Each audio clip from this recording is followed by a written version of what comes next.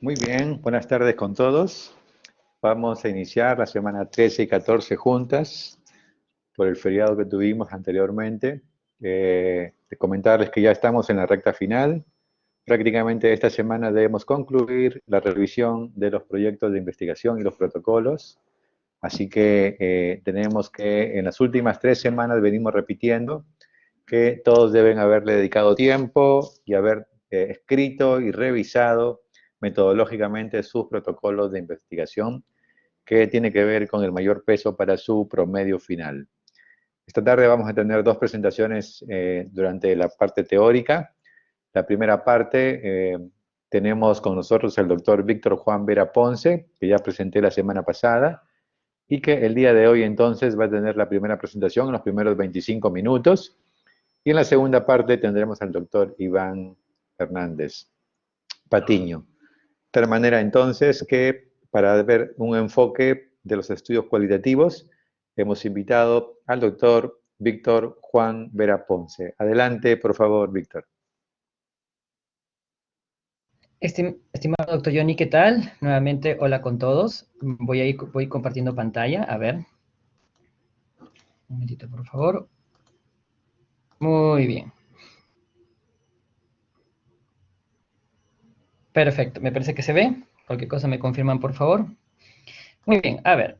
Efectivamente, y nuevamente, agradecer por la invitación y a ahondar a este tema bastante interesante, ¿no? Porque dentro del ámbito de investigación médica, las investigaciones sobre todo llegan a ser cuantitativas, perdón, no tanto el aspecto cualitativo. Muy bien.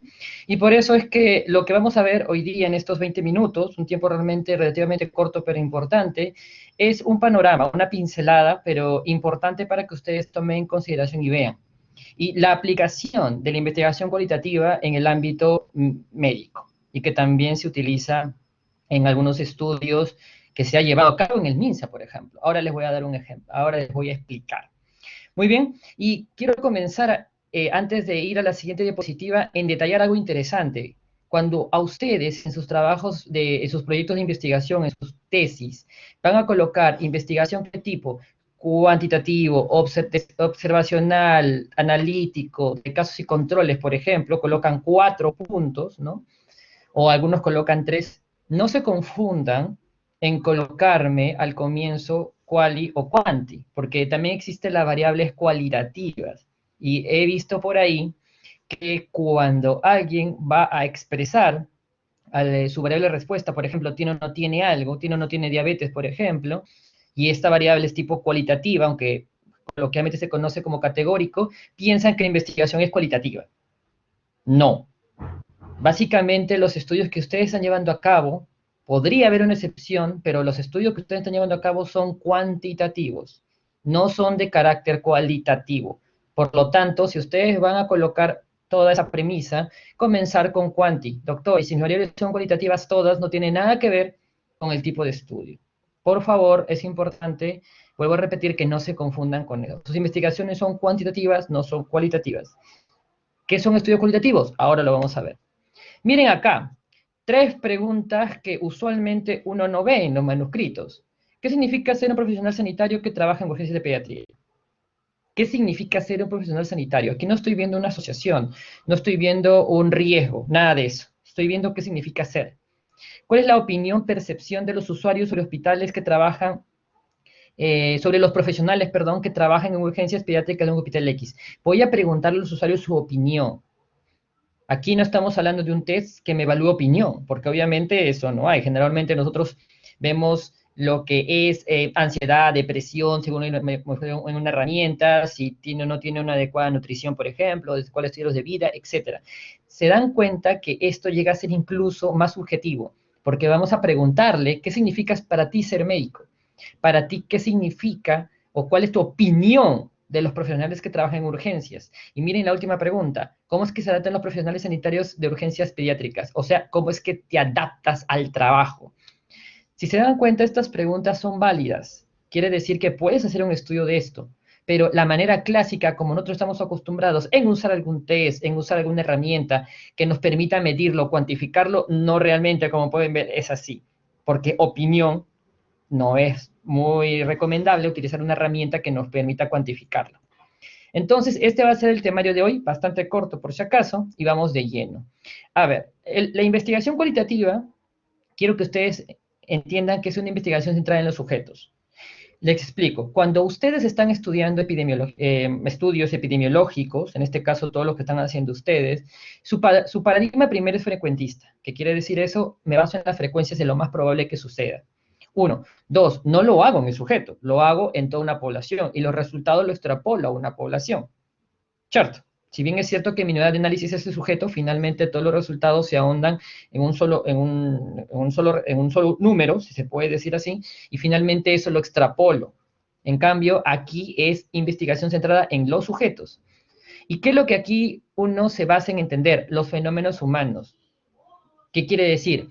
Los fenómenos humanos, el grupo, cultura, lo que da sentido a sus experiencias y al mundo en el que viven. ¿Se dan cuenta? O sea, aquí por eso es que es opiniones. ¿Qué sientes tú al respecto de? No es preguntarte si estás ansioso o no, si estás depre o no, nada de eso. Es solamente preguntarte cómo es que tú enfocas tu visión con tu alrededor, según tus experiencias y el mundo en el que vives, tu cultura también. Entonces, ya deben darse cuenta que este estudio es entrevistando al paciente, en la cual lo puedo grabar, es una entrevista en la cual estoy con el paciente, en el sujeto de estudio en un momento y le estoy preguntando. Entonces, doctor, aquí lo que se basa es, ¿hacemos alguna medida? No. Lo que pretendemos no es medir cuántos me han dicho que les gusta, cuándo me han dicho, no, no, no. Lo que pretendo es comprender qué está pasando aquí. No pretendo medir cuántos están felices, cuántos están no, no. Lo que pretendo es comprender por qué está así. Muy bien. Entonces, eso es interesante. ¿Acostumbrados a hacer esto? Obviamente no, no lo estamos, porque nuestros trabajos, vuelvo a repetir, son más son más medibles, ¿no? Entonces, nuevamente, esta es la aplicación que nosotros tenemos. Comprender un fenómeno en profundidad. Ojo, nos sirve para entender un área en que tiene poco conocimiento o comprensión inadecuada. ¿Por qué está sucediendo esto? Y aquí le voy a dar un ejemplo. Ustedes saben muy bien que en el norte del país tenemos dengue, ¿cierto? Entonces, existen bastantes políticas en salud muy bien elaboradas que nos permiten combatir el dengue. Entonces, podemos colocar mosquiteros, podemos ir a darles a ellos charlas, ¿no? El famoso antes y después, voy, le doy charlas, a un grupo no le doy, a otro grupo le doy, a un grupo le doy folletos, a otro grupo sí le explico con más detalle y veo los cambios. ¿Se acuerdan de esos tipos de estudios cuasi experimentales, ¿no? O simplemente voy y pregunto, ¿no? ¿Usas mosquiteros, sí o no? Hace muchos años, estoy hablando de 5 años atrás aproximadamente, hubo un problema con el dengue, para variar, y que efectivamente empezaron las campañas de uso de mosquiteros, insecticidas, que no sean tóxicos obviamente para la población, etc. Sin embargo, los casos no mejoraban, los casos seguían aumentando con cuestión al dengue. ¿Pero qué pasó? Señaló el MINSA. Si nosotros hemos hecho todos los mecanismos que estamos acostumbrados a hacer, ¿por qué la gente no responde? ¿Por qué sigue? ¿Qué está pasando con la gente? ¿No responde? Sí, sí responde, dicen que sí usan y todo.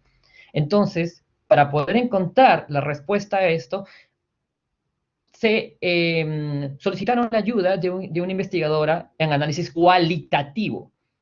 ¿Y qué es lo que hizo esta investigadora? Fue y entrevistó a cada paciente. Y, oh sorpresa, se dieron cuenta que las opiniones respecto al uso de mosquiteros o respecto a una creencia que tenían en el área, en una área específica, no era la más adecuada.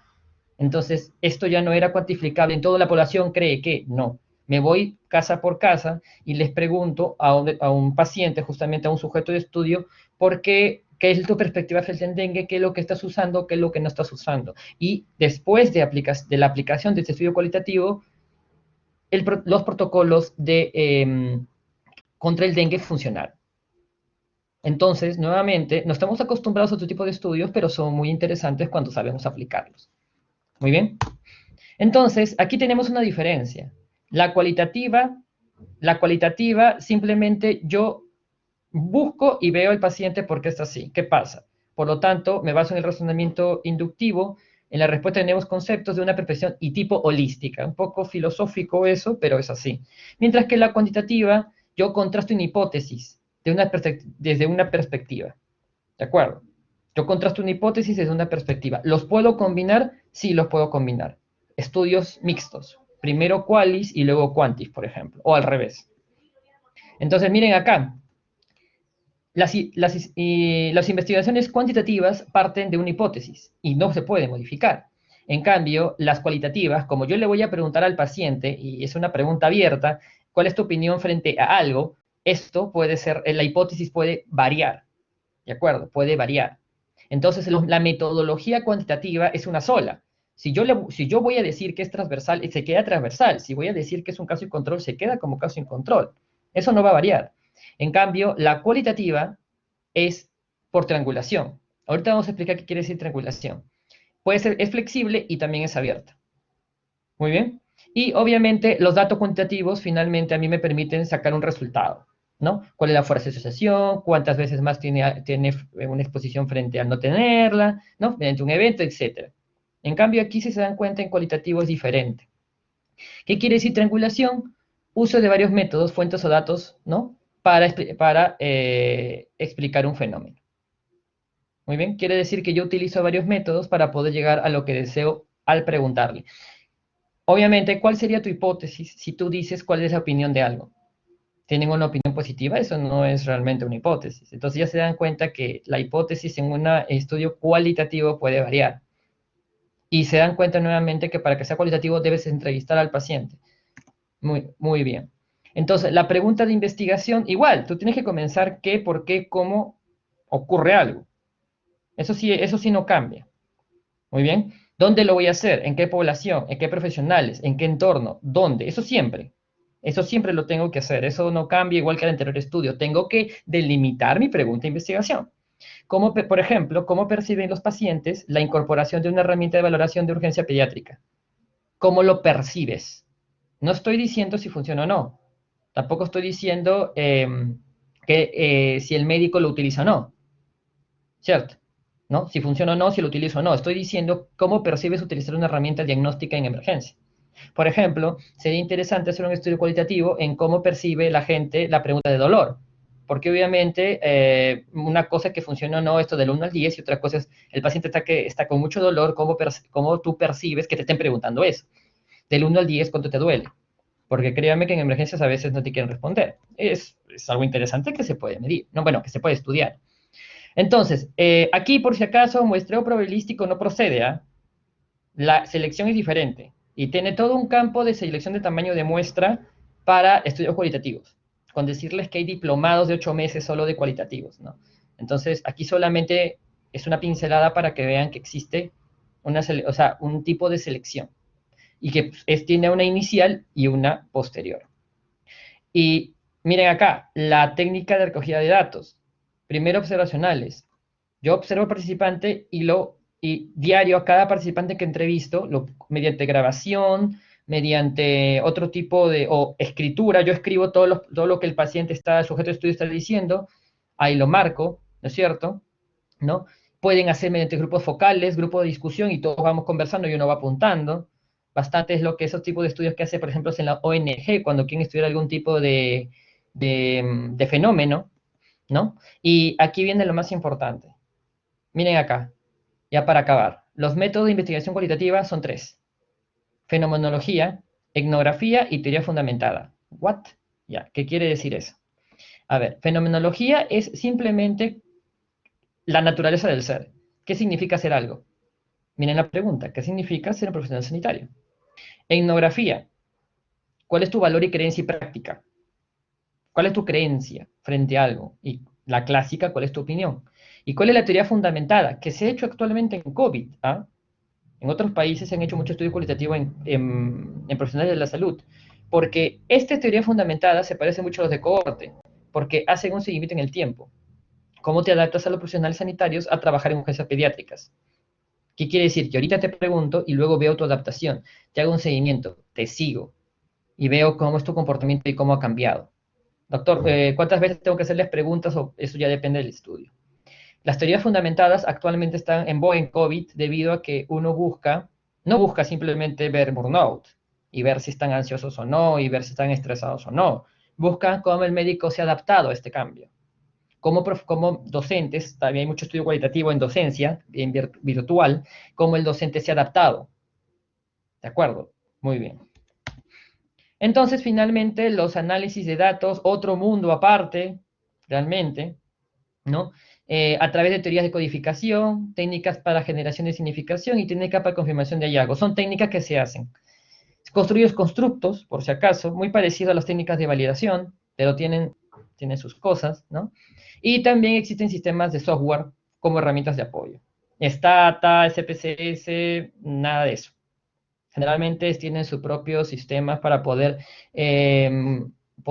cuantificar, porque obviamente, o poder medir, mejor dicho, no cuantificar, porque recuerden algo, eh, cuando ustedes hacen una entrevista, generalmente, en el mejor de los casos, todas las preguntas de tu escala la colocas en tiene o no tiene, o alto, medio, bajo. En otros casos, si tienes 10 preguntas, colocas una tabla con las 10 preguntas, ¿cierto? En este caso, ¿aquí qué está pasando? No vas a colocar la opinión de cada uno, porque son varios pacientes. Entonces, hay maneras de que sincronizar y según la hipótesis que tú hayas creado y este haya cambiado, según las opiniones que hayan dado los sujetos de estudio, podrás sacar alguna conclusión. Muy bien. Y finalmente, la pregunta del millón, ¿esto tiene validez o no tiene validez? Sí, sí tiene validez. Obviamente, si tú vas a preguntar, tú quieres preguntar algo cualitativo, quieres medir opinión, percepción, tienes que ir con juicio de expertos. Tienes que ir con juicio de expertos para ver que los expertos del tema en cualitativo te digan si la pregunta es correcta o no, o daña la susceptibilidad o no, o la pregunta condiciona que te conteste algo o no. Es algo netamente complejo, ¿ah? Y la validez externa es que si la opinión de esos cuantos que has podido tomar, puedes extrapolarlos a todos. Eso ya lo vamos aprendiendo, se los he repetido y se los deben haber enseñado también otra teoría sobre validez interna y validez externa, ¿no? Y cuál de los dos es el más importante. Muy bien. Eso es todo. Yo sé que ha sido realmente algo bastante cortito, pero es para que si a alguno de ustedes les interesa más adelante poder tomar en consideración este tipo de estudio, lo puedan utilizar. Muy bien, muchísimas gracias.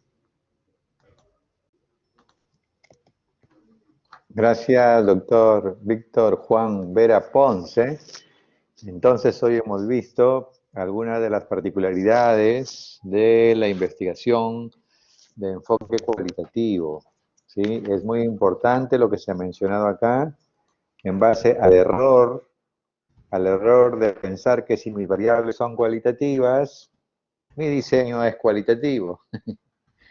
Y pensar de que si mis variables son cuantitativas, mi diseño es cuantitativo. Eso es un error y es completamente falso. ¿Ok? Ya han sido mostradas algunas de las diferencias principales.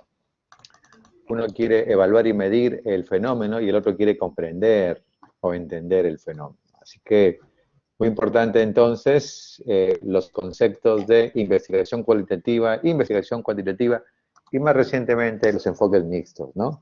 Cuanti-cualitativo cuando sea el caso, pero necesitamos crecer en salud en estos temas de investigación cualitativa también, dado que el área de ciencias biomédicas maneja generalmente datos duros, hace uso de las estadísticas, etcétera. Pero la investigación cualitativa ha ido ganando terreno en los últimos años y está considerado cada vez más, por supuesto, como un enfoque importantísimo, complementario y que debemos conocer cada vez más.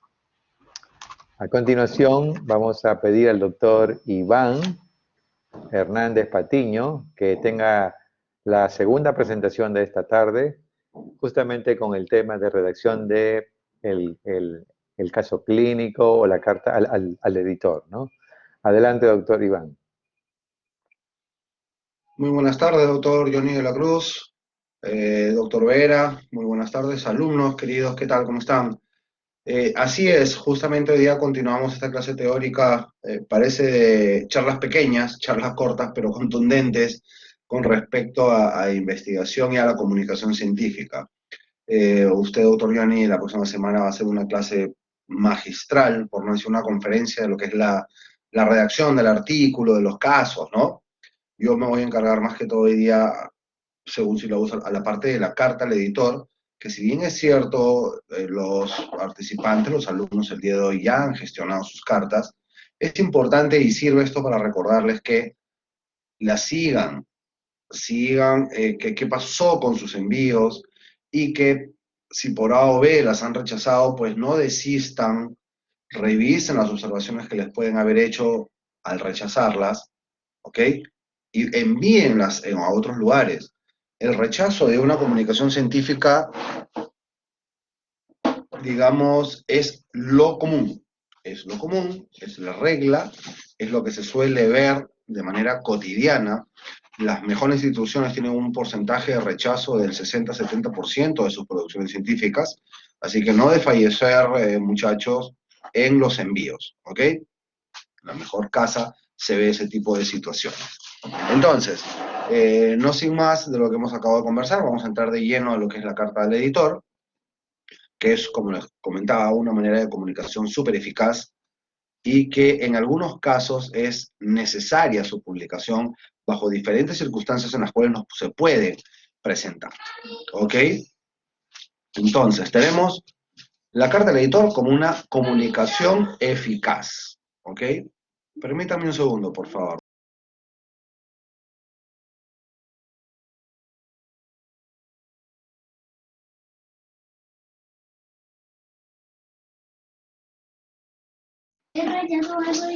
Entonces, vemos, ¿no? La carta del editor, definitivamente, como bien claro se hicieron las clases en estos días, tiene que cumplir ciertas normas, ¿no? Y una de las normas principales, aparte de los protocolos de los cuales se debe cumplir la carta al editor, pues es la redacción, que es fundamental. La redacción y por otro lado, las indicaciones que tienen las casas donde nosotros pensamos publicar. Por ejemplo, en la revista Peruana de Ginecología, por ejemplo, en la revista de la Facultad de Medicina Humana, en la Universidad Ricardo Palma, por ejemplo, en la revista de la Universidad X, en el Perú, en Ecuador, en Brasil, Chile, Estados Unidos, China, Europa, donde ustedes quieran. Cada casa editorial como revista tiene sus normas. Por eso que ustedes ya aprendieron a cómo ingresar, cómo darse de alta en esas revistas para poder ingresar y poder enviar sus manuscritos. Y dentro de los requisitos está las normas. ¿Cuántas palabras debe tener una carta al editor? ¿Cuántas bibliografías debe tener una carta al editor? Doctor, ¿puedo poner cuadros? ¿Puedo poner figuras? Todas esas normas, cada casa tiene sus propios requisitos. Y siguen, pues, obviamente, las normas de Vancouver de redacción. ¿Ok? Entonces, bajo esto, continuamos, ¿no? Una carta al editor puede tener uno o más autores y sirve para realizar un rápido intercambio de ideas.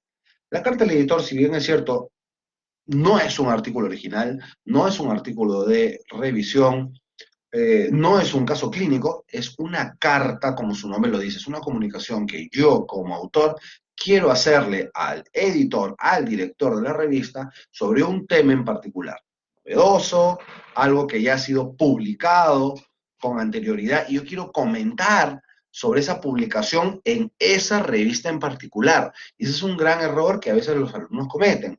Doctor, yo quiero comentar un artículo que ha salido en la revista Peruana de Ginecología, pero he mandado mi artículo al INS.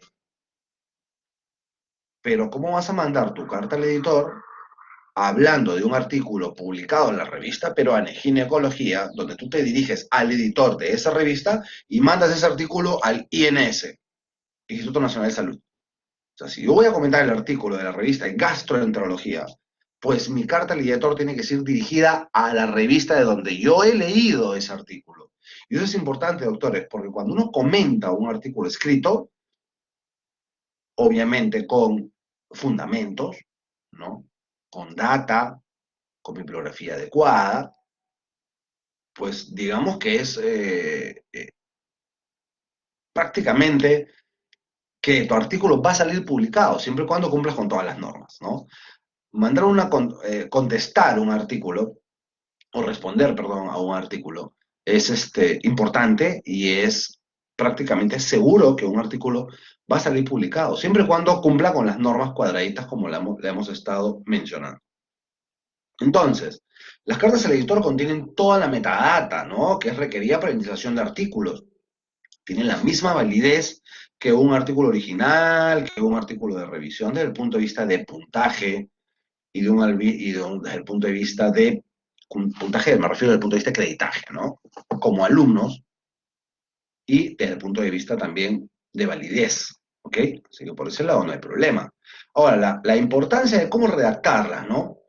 El contenido debe estar claramente argumentado. Las cartas son cortas, doctores, y se dirigen con respeto, ¿no? En respeto, siempre una carta comienza con señor editor, y eso ustedes ya lo saben, porque me estoy dirigiendo al señor editor, y de ahí viene el contenido, ¿no? Tiene el cuerpo, tiene mis comentarios, tiene las conclusiones, tal cual como ustedes ya lo conocen, pero debe estar argumentado. ¿Cuán argumentado debe estar? Por lo menos y mínimo, si yo tengo una carta que el promedio es 500 palabras, pues mi bibliografía debe ser por lo menos de 5. Es una mnemotecnia, ¿no? 500 palabras, 5 bibliografías. Si mi carta va a tener 700 palabras, pues pondré 7 bibliografías. Y les va a sorprender porque hay revistas en donde ustedes van a poder observar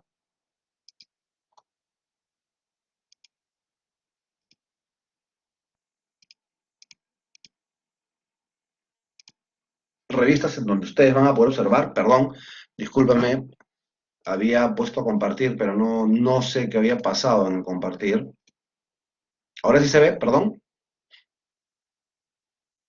Sí, doctor. Sí, doctor. Ok, entonces, si vamos a hablar de 500 palabras, pues tenemos 5 bibliografías y vamos a hablar en simultáneamente. Si yo tengo 700 palabras, pues utilizaré 7 bibliografías. Pero van a entrar ustedes a los portales de alguna revista, al OJS, alguna revista, o al digital de alguna revista, que son los portales donde ustedes se inscriben y pueden hacer de autores, enviar toda la documentación que les solicitan para que su artículo salga publicado. Se van a dar cuenta que algunos aceptan hasta 1000.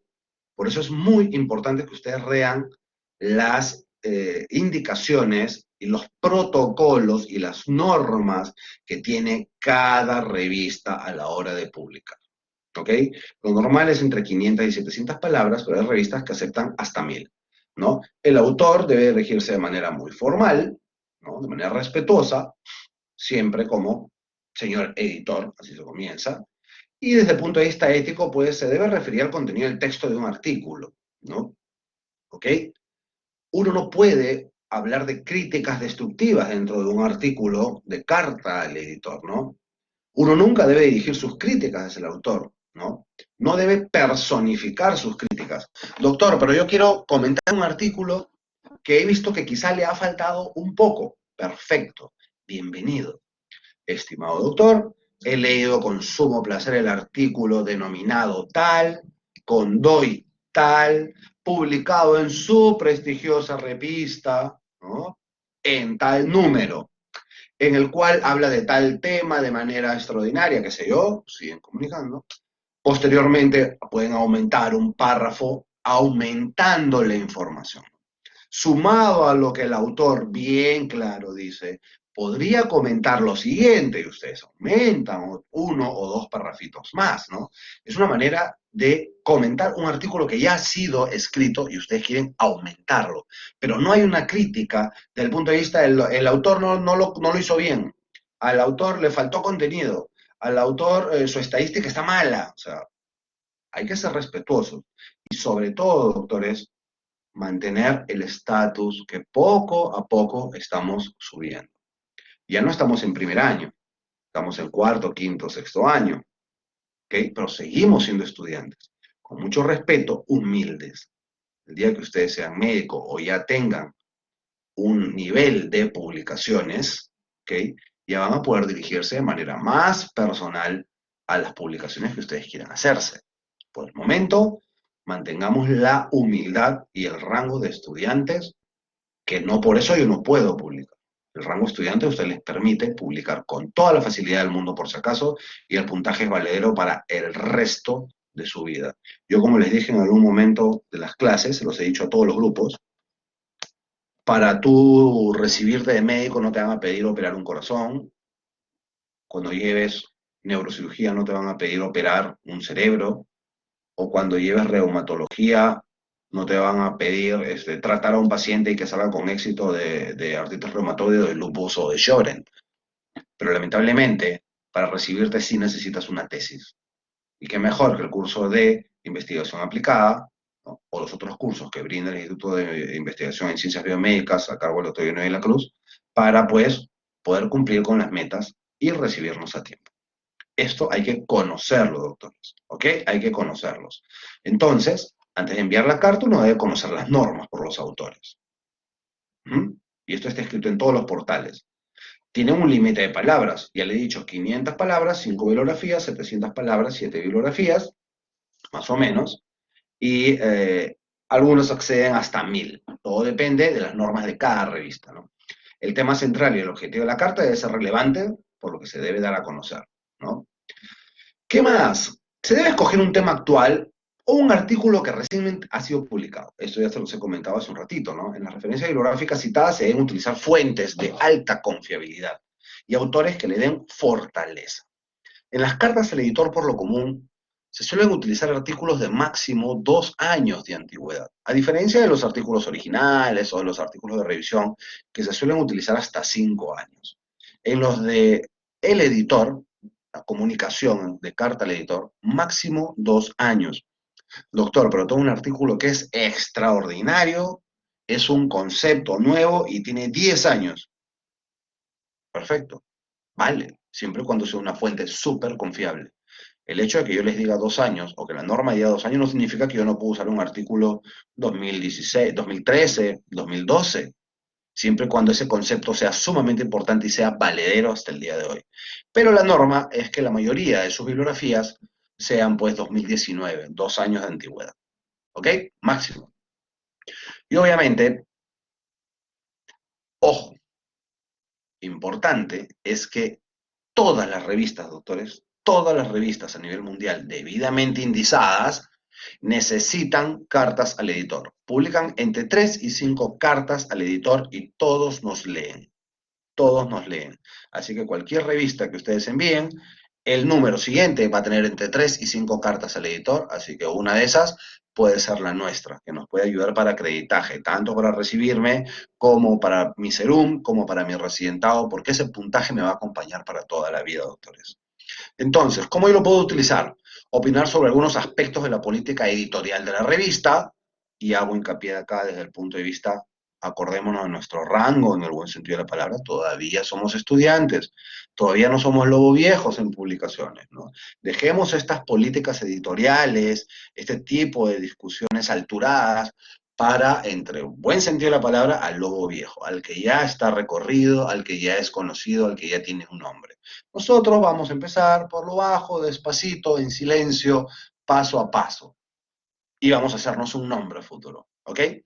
Emitir un juicio crítico sobre un hecho médico de dominio público, como ya es sabido.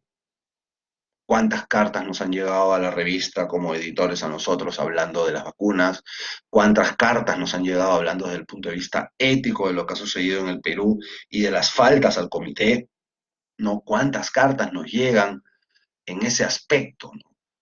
Y nosotros tenemos pues la sabia decisión, muy humilde y difícil, de decidir cuál va y cuál no va, dependiendo a su importancia, a su contenido, hacia quién le escribe, de dónde viene, etcétera, ¿no? Entonces eso es importante, doctores. ¿Qué más? También nos sirve para ampliar, interpretar o explicar algunos aspectos de algún trabajo de investigación que ha sido publicado recientemente. Esto es lo más fácil, como les digo. Comentar un artículo que ha sido publicado en esa revista en particular, ¿no? Ahí es donde más fácil nos pueden dar cierta cabida, siempre y cuando tenga el contenido de validez interna y externa que se requiere para ser publicado, ¿no? Comunicar un hallazgo clínico o experimental previamente no descrito. Si yo estoy haciendo una investigación ahorita, y es sumamente novedosa, y el trabajo me va a tomar 5 años o 4 años hacerlo, pero ya tengo algunos resultados preliminares, yo puedo comunicar mis hallazgos preliminares, haciendo hincapié que el trabajo todavía está en pie, el trabajo está avanzando y faltan 3 4 años, pero yo ya estoy comunicando. ¿Por qué? Para dejar sentado que ya se esté escribiendo algo al respecto, y que el que lo ha escrito soy yo, antes de que alguien por ahí, en buen criollo, me saque la vuelta, porque eso queda escrito. Yo les comento ahora, y por ejemplo, ¿no? A ver, yo pregunto por acá, a ver, Ángel Gómez, ¿estás ahí presente? Ángel Gómez. Carla Ramírez. Presente, doctor. Hola Carla, ¿cómo estás? Carla, ¿sabes quiénes fueron Watson y Crick? Sí, doctor, ellos fueron como que los padres del genoma humano. No, no recuerdo muy bien, pero algo así, de biología. Oh, ok. Cristian Salcedo. Sí, doctor. ¿Quiénes fueron Watson y Crick? ¿Recuerdas? Sí, doctor, es acerca de lo que es del ADN. Excelente. Para su conocimiento, cuando ellos descubrieron esta doble hélice, ¿no es cierto? Con sus nucleótides y todo, publicaron una carta al editor en la revista Nature. Bueno, no publicaron, presentaron una carta al editor. Y Nature, que es una de las revistas de Springer más importantes del mundo, con mayor severidad y celeridad en sus contenidos, pues tuvieron a bien rechazarlos. No los publicaron a Watson y a Crick descubriendo la cadena de ADN. No los publicaron. ¿Ok? Ellos querían publicar un hallazgo experimental, preclínico, extraordinario, que cambió el mundo de la biología y de la medicina desde el punto de vista genético. No los aceptaron, doctor. Su contenido no les interesó. Los rechazaron. De la misma manera, así como a ellos los rechazaron, ¿saben a quién también rechazaron? Al que publicó el ciclo de Krebs. Tampoco les interesó su artículo, al que descubrió el ciclo de Krebs, citrato, isocitrato, ¿se acuerdan? ¿No? Su sinífuma, todito ese ciclo de la energía, tampoco lo publicaron y lo rechazaron. Pues bueno, esas son formas, como les comentaba, de expresar algún hallazgo clínico o experimental.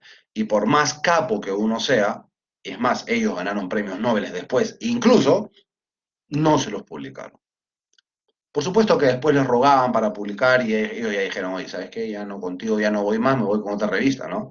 Que eso no significa que la revista sea mala o no sea mala, sino simplemente cada uno tiene sus políticas y se respetan como tal, ¿no? Entonces, yo puedo discutir los resultados de un estudio, señalar defectos metodológicos e interpretación de los resultados, dejemos esto para ligas un poquito mayores, llamémoslo así, comunicar brevemente los resultados de un estudio semejante. Algunos editores sugieren a los autores presentar como carta al editor algunas investigaciones que no serían publicadas como original, ¿no? Unas cosas breves. ¿Dónde se ve esto? Cuando las tesis que nosotros, por ejemplo, desarrollamos no son muy poderosas, ¿no? Es un tema no tan novedoso y por ahí algunas revistas, pues, de indiciaciones fuertes no van a querer publicar nuestro original porque ya hay muchos artículos al respecto, pues se puede publicar una carta al editor con toda la tranquilidad del mundo. Como bien claro dice acá, algunos editores sugieren a los autores presentar como carta al editor algunas investigaciones que no serían publicadas como investigación original. Importante, ¿no? Importante. Muchos de nuestros artículos de tesis son rechazados probablemente, como en todos lados, pues podemos publicar una carta al editor. ¿Cómo redactarlas? Ser corto, máximo 1000 palabras. Escribir una buena carta es como escribir un artículo. Tiene un comienzo, una mitad y un fin. ¿Ok? Comience mencionando el propósito de la carta, por qué usted quiere hablar, por qué quiere dirigirse a esa revista, ¿no? Cubre un solo punto. Si yo voy a hablar de depresión, como estaba hablando hace un rato el doctor, si yo quiero hablar de burnout, pues hablo de burnout, pero si en mi carta empiezo a hablar de burnout porque la depresión y la ansiedad y el síndrome visual informático, me abro por las ramas. No, sigue una sola línea, directo al punto, no te abras por las ramas, ¿ok? Solo cubrir un punto. No toca que una persona sea objetivo y use evidencia que soporte su opinión. Bibliografía fuerte, 2 años máximo. Pocas referencias. 5 si son 500 palabras, 7 si son 700 palabras, o 10 si son 1000 palabras, ¿no? Los tipos de carta, puedo discutir y criticar un trabajo previamente publicado, ampliar un trabajo previamente publicado, comunicar los resultados de un estudio semejante a otro publicado, opinar sobre la política editorial, criticar sobre un hecho médico de dominio público, que lo acabo de comentar hace un rato, y comunicar hallazgos clínicos experimentales previamente descritos. Esta es la forma más común de publicar una carta al editor. Y las cartas al editor, doctores, como ustedes ven, vienen con su DOI, tienen las mismas características que cualquier otro artículo en una revista. Por lo tanto, vale como cualquier puntaje dentro de la comunicación científica. ¿Cuántos artículos has publicado? 5. Ok, nadie te va a decir, tienes tus 5 puntos. Puntaje. Dentro del currículum no te van a preguntar si ha sido una carta, si ha sido un original, si ha sido un artículo de revisión, salvando las distancias, por supuesto. ¿Ok? Para el conteo, por ejemplo, de los rankings internacionales, si ustedes quieren inscribirse a Concitec, si quieren inscribirse a Regina, o quieren inscribirse a esos portales donde el científico hace presencia, pues los artículos siguen contando, y un artículo de carta al editor cuenta y vale tal cual como cualquiera de los otros. ¿Ok, doctores? Entonces, por ejemplo, todos tienen su DOI, todos tienen su SSN, que es el ADN de la revista, obviamente online, que ustedes ya lo saben, el autor con todas sus filiaciones, Universidad Ricardo Palma, Facultad de Medicina, Instituto de Investigación en Ciencias Biomédicas, etcétera. Siempre comenzando con señor editor, comenzando con el cuerpo y hablando, ¿no? Lo principal en una carta al editor, y también siempre le comento a mis alumnos, es que el título sea llamativo. El título sea llamativo.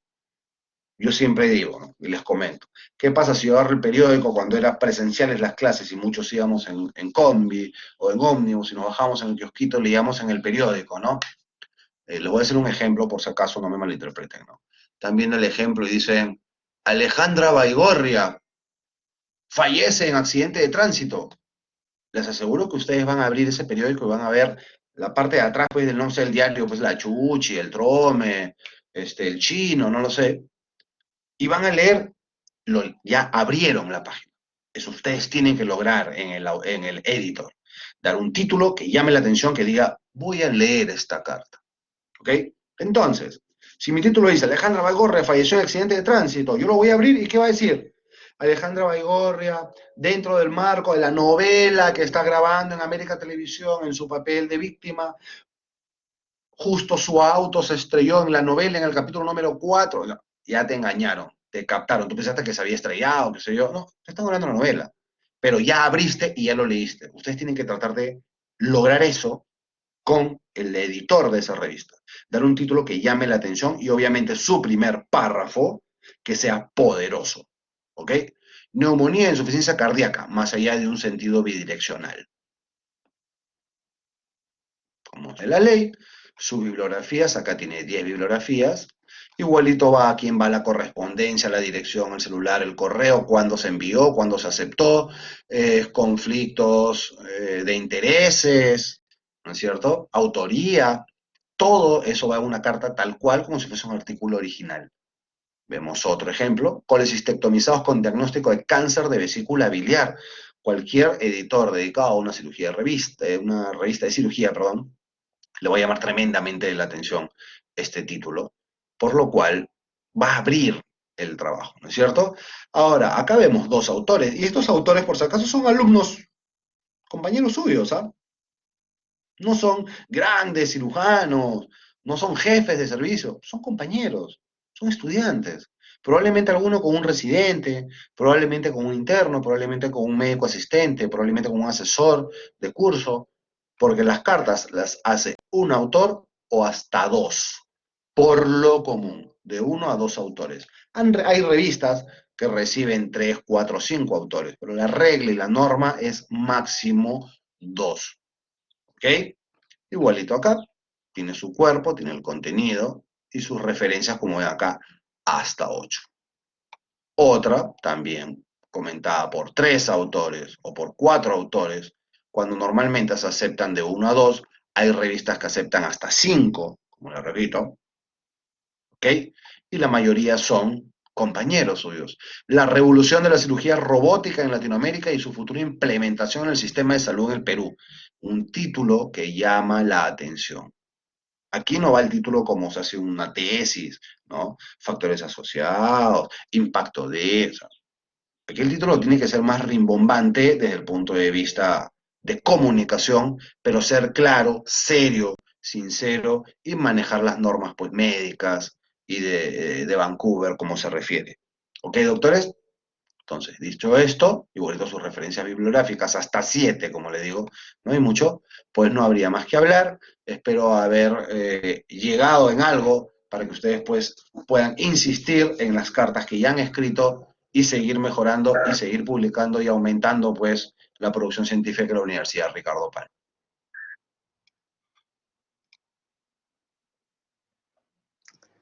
Muy bien, doctor Iván Hernández, como siempre, gracias por la excelente presentación, la claridad, los ejemplos prácticos y los consejos de suma utilidad en el momento de escribir una carta al editor, que motivamos a todos ustedes a contribuir a lo que significa la elaboración y envío de una carta al editor. Muy bien, entonces con esta segunda presentación vamos a dar por cumplido el teórico de la semana 13 y la semana 14, sabiendo que la semana próxima será la última semana de actividades, por lo cual deben terminar sus revisiones y sus protocolos durante esta semana en la parte práctica. Ya el contenido de las dos presentaciones se encuentra en la plataforma. Así que, muy bien, muy buenas tardes y gracias, doctor Iván Hernández, doctor Víctor Vera, por los teóricos del día de hoy. Muchísimas gracias, doctor Johnny, muchísimas gracias, alumnos. Muy buenas tardes.